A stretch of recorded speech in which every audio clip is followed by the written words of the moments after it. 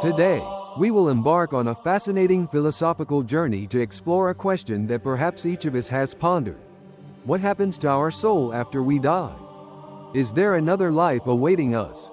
Or is it all just an endless cycle of reincarnation, where the soul ceaselessly searches for meaning and perfection? To answer this question, we will travel back in time to ancient Greece, where one of the greatest minds in history, philosopher Plato, offered profound insights into the soul, immortality, and the journey of reincarnation. Through his classic works like Phaedo and Republic, Plato not only invites us to reflect on life and death but also poses big questions about morality, truth, and the meaning of existence. Prepare yourself for an inspiring journey, where we will dive deep into Plato's world, uncover the mysteries of the soul, and discover why these ideas still resonate in the modern world. Don't forget to grab a cup of tea or coffee, because this will be a long and fascinating conversation. To understand Plato's philosophy of reincarnation, we first need to place ourselves in the context of ancient Greece, a vibrant era of thought, where grand ideas were formed and shaped Western civilization. Imagine standing in the heart of Athens in the 5th century BCE. Magnificent white temples rise on the hills, poets perform their epics, and philosophers gather in the agora to debate the nature of the universe, humanity, and life. This was the era of figures like Socrates, Pythagoras, and later Aristotle. It was also a time when war, politics, and culture intertwined, creating an ideal environment for the development of philosophy. In this context, Plato, a student of Socrates, emerged as a brilliant light, igniting profound questions about the soul and existence. Plato cannot be separated from his teacher, Socrates. Socrates never wrote books, but he left his mark through direct dialogues with his students and the people of Athens. His Socratic method, asking questions to guide others toward truth, sparked in Plato a passionate devotion to philosophy. In Phaedo, Plato records Socrates' final dialogue before his execution by drinking poison. In his last hours, Socrates showed no fear. Instead, he calmly spoke about the immortality of the soul, asserting that death is merely a liberation, where the soul departs the body to continue its journey. This courage and conviction inspired Plato to develop his own philosophy. After Socrates' death, Plato founded the Academy in Athens, one of the first educational institutions in Western history. Think of it as an ancient university, where philosophers, mathematicians, and scientists gathered to discuss everything from the cosmos to ethics. Here, Plato wrote his most significant works, including Phaedo, Republic, and Timaeus, in which he presented his ideas about the soul, reincarnation, and the world of forms. But what made Plato so interested in the soul? Part of the answer lies in the influence of Pythagoras, an earlier philosopher who believed the soul is immortal and undergoes multiple lives. Plato drew inspiration from this idea but elevated it by integrating it with his concept of the world of forms, a transcendent reality where everything exists in its perfect form. Let's start with the core idea in Plato's philosophy: the soul is immortal. For Plato, the soul is not just a part of a person, it is our true essence. The body is merely a temporary shell, while the soul is eternal, neither born nor destroyed. Plato believed that before entering the body, the soul existed in the world of forms. Imagine a realm where everything is perfect, beauty without flaw, goodness in its purest form, and justice in absolute fairness. In this world, the soul was exposed to eternal truths. But upon birth, the soul becomes imprisoned in the body and forgets this knowledge. However, Plato argued that knowledge is not something we learn from the material world. Instead, it is recollection. When an idea suddenly sparks in your mind, or when you grasp an abstract concept like love or justice, that is your soul remembering what it knew in the world of forms. For example, in Meno, Plato recounts how Socrates guides a slave boy to solve a complex geometry problem he had never studied. Socrates doesn't teach the boy but asks questions to help him find the answer. Plato uses this story to illustrate that knowledge is already within the soul. We only need to awaken it. When the body dies, the soul does not vanish. Instead, it is freed from the prison of the body to continue its journey. In Phaedo, Socrates argues that the soul is immortal because it does not belong to the material world, which is subject to destruction. The soul is a simple, indivisible entity, and therefore cannot be destroyed. Socrates compares the soul to a musician and the body to an instrument. When the instrument is destroyed, the musician still exists. Similarly, when the body dies, the soul continues to live. This perspective is not only philosophical but also comforting, helping people face death with serenity. Plato emphasized that the soul's immortality is closely tied to morality. The soul must live according to principles of justice, truth, and goodness to achieve purification. Wrongdoings in this life leave scars on the soul, affecting its journey in future lives.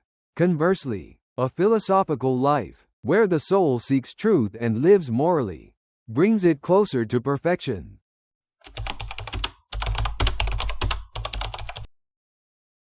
If the soul is immortal, where does it go after the body dies? Plato's answer is, the soul is reborn. According to him, the soul undergoes a cycle of reincarnation, known as metempsychosis, where it enters new bodies through multiple lives. But this is not a random or meaningless process. Each life is an opportunity for the soul to learn, grow, and move closer to perfection. In Republic, Plato tells a mythical story about a soldier who dies and witnesses the fate of souls after death. According to the story, after death, souls undergo a process of judgment. Souls that lived morally are rewarded with blissful experiences, while sinful souls endure punishments for purification. Afterward, the souls are taken to a place to choose their next life. Interestingly, Plato emphasizes that the soul has free choice.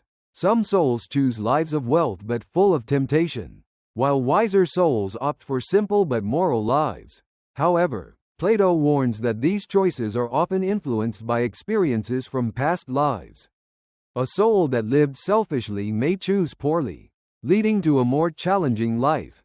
The ultimate goal of the cycle of reincarnation, according to Plato, is to help the soul achieve purification and return to the world of forms.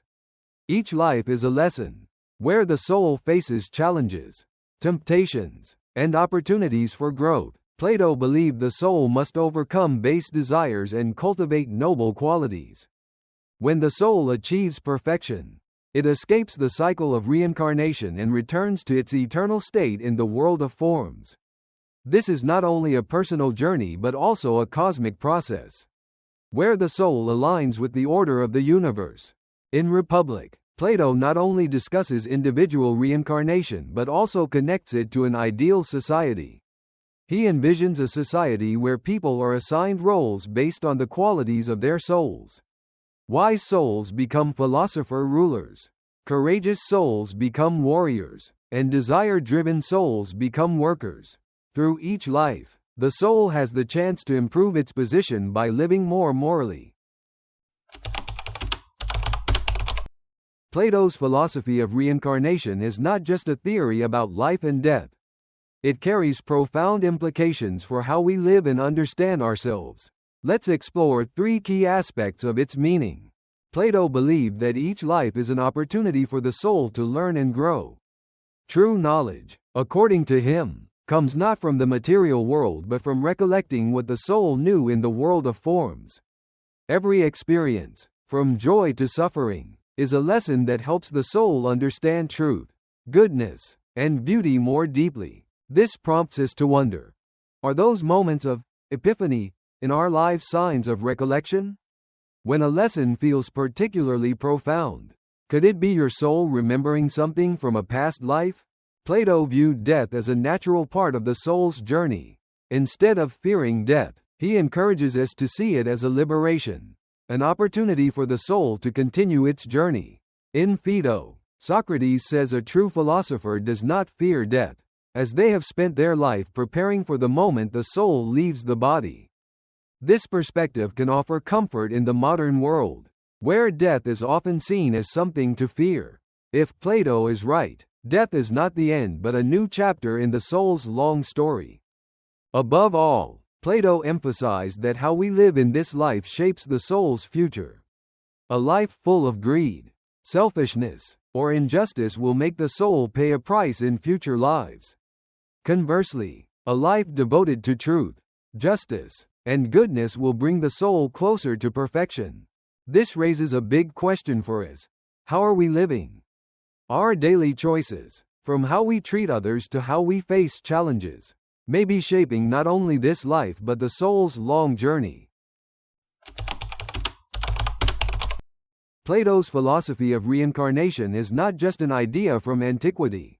It has left a profound mark on philosophy, religion, and culture, influencing centuries of thought. Plato's students, especially Aristotle, continued to explore ideas about the soul, albeit from different perspectives. By the 3rd century, the philosopher Plotinus, founder of Neoplatonism, developed Plato's ideas into a complex spiritual philosophy, emphasizing the soul's unity with the One. Christian philosophers, such as Augustine, were also influenced by Plato. Although Christianity does not accept reincarnation, the idea of the soul's immortality and the connection between morality and the afterlife was integrated into theology by Augustine. Plato's philosophy of reincarnation shares striking similarities with Eastern religions like Buddhism and Hinduism. Although Plato was unaware of these traditions, the ideas of a cycle of rebirth and the soul's purification are remarkably similar. In Buddhism, the soul reincarnates until it achieves nirvana. In Hinduism, the soul undergoes a cycle of birth and death to attain liberation. These similarities suggest that questions about the soul and death are universal human concerns, transcending cultural and temporal boundaries. Today, Plato's works are still studied in universities worldwide. His academy in Athens laid the foundation for modern education, and his ideas about the soul continue to inspire psychologists, philosophers, and theologians. Moreover, Plato's philosophy of reincarnation can be applied to finding inner peace. The idea that each life is an opportunity for learning encourages us to live more meaningfully, face challenges with courage, and seek personal growth. We have traveled a long journey together, from the stone streets of ancient Athens to profound questions about the soul, reincarnation, and the meaning of life. Plato's philosophy is not just a system of thought. It is an invitation to live better, reflect more deeply, and seek truth in every moment of life. Imagine this. If your soul is truly immortal, what would you want it to carry from this life? What values would you nurture? What lessons would you learn? I hope this podcast episode has brought you not only knowledge but also curiosity and inspiration to continue exploring philosophy. If you enjoyed this content, please hit the subscribe button to stay updated on future episodes. We will continue diving into great philosophers, from Aristotle to Nietzsche, and exploring humanity's big questions. Share your thoughts in the comments or on social media. What do you think of Plato's idea of reincarnation? Do you believe our souls are on a journey longer than what we see? Thank you for listening, and see you in the next video.